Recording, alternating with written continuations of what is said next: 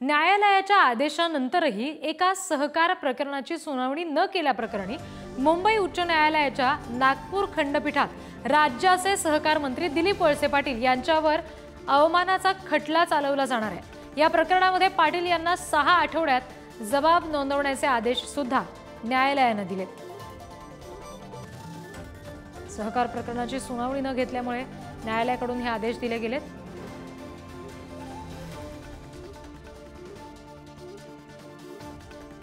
प्रतिनिधी जितेंद्र शिंगाडे आपल्याशी जोडले गेलेत, त्यांच्याकडून अपडेट्स घेणार आहोत। जितेंद्र, वळसे पाटील यांना आता 6 आठवड्यात जबाब नोंदवण्याचे आदेश दिले गेलेत, काय नेमकं घडू शकतं या प्रकरणात पुढे?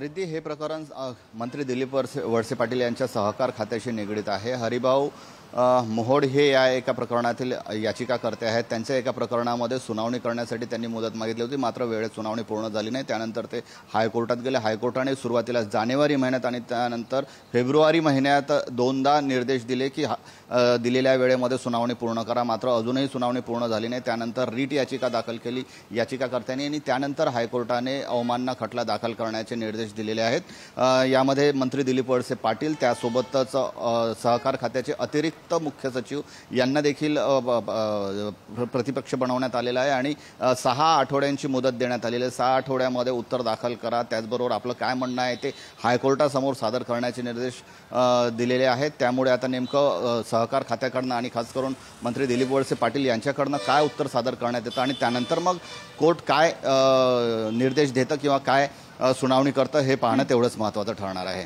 रिद्धी, अगदी, आणि या सुनावणीचे अपडेट सुद्धा तुमच्याकडून घेऊ। जितेंद्र, धन्यवाद दिलेल्या सगळ्या तपशिलांसाठी।